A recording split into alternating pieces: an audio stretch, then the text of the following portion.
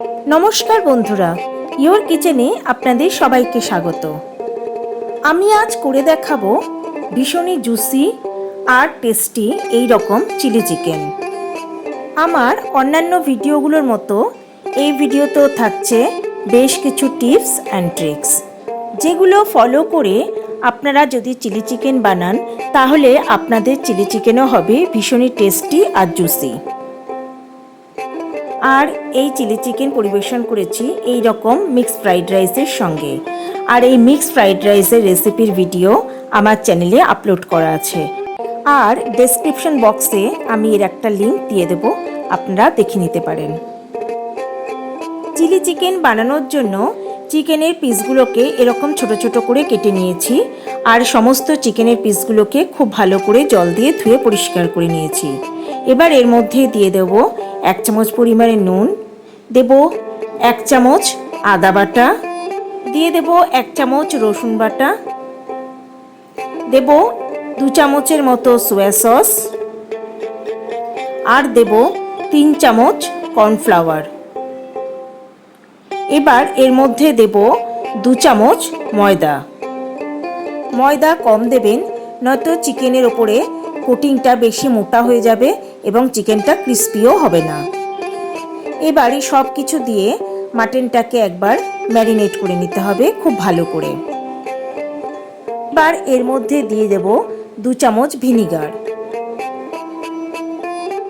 দিয়ে দেব 1 চামচ কাশ্মীরি লঙ্কার গুঁড়ো আর দিয়ে দেব 1/2 চামচ লাল লঙ্কার গুঁড়ো। এবার এর মধ্যে দিয়ে দেব 2 চামচ হোয়াইট অয়েল। সব কিছু দিয়ে চিকেনটাকে খুব ভালো করে ম্যারিনেট করে নিতে হবে।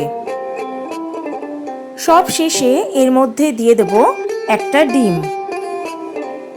খুব ভালো করে ডিমটাকে চিকেনের সঙ্গে ভালো করে মিশিয়ে দিতে হবে। ডিম দিলে চিকেনের ওপরের যে কোটিংটা খুব সফট হবে কিন্তু খুবই মচমচে বা ক্রিস্পি হবে। এবার চিকেনটাকে অন্তত আধ ঘন্টার জন্য রেখে দেব। নিয়ে নিয়েছি পেঁয়াজ। পেঁয়াজটাকে এই রকম ভাবে কেটে নিয়েছি, এক একটা কলি পেঁয়াজের আলাদা করে নিয়েছি। নিয়ে নিয়েছি কুচিয়ে রাখা পেঁয়াজ পাতা।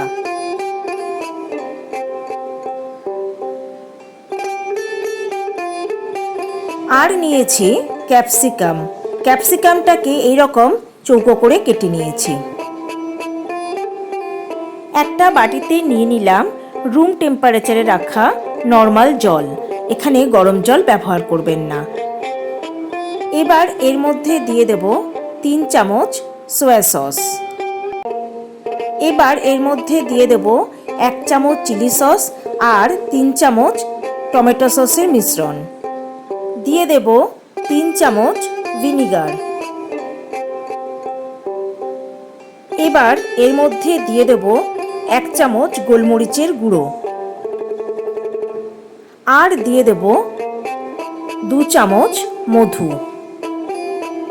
আপনারা মধুর পরিবর্তে চিনিও ব্যবহার করতে পারেন, সেক্ষেত্রেও 2 চামচ চিনি দিতে হবে।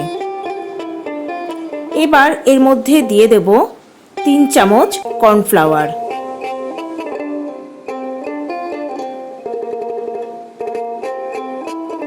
প্যানে দিয়ে দিলাম হোয়াইট অয়েল।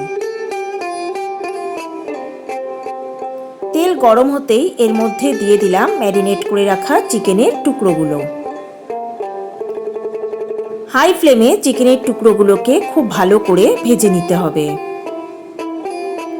চিকেনের টুকরোগুলো ভাজা হয়ে গেছে, এবার এগুলোকে আমি প্যান থেকে তুলে নেব। এবার ওই তেলের মধ্যে বাকি চিকেনের পিসেসগুলো আমি ভালো করে ভেজে নেব। চিকেনের পিসেসগুলো ভাজা হয়ে গেছে, এবার এগুলোকেও আমি তেল থেকে তুলে নেব। এবার ওই তেলের মধ্যে দিয়ে দেব কুচিয়ে রাখা আদা আর দিয়ে দেব কুচিয়ে রাখা রসুন। আদা আর রসুন কুচিটাকেও হাই ফ্লেমে 30 সেকেন্ডের মতো ভালো করে একটু নেড়েচেড়ে নেব।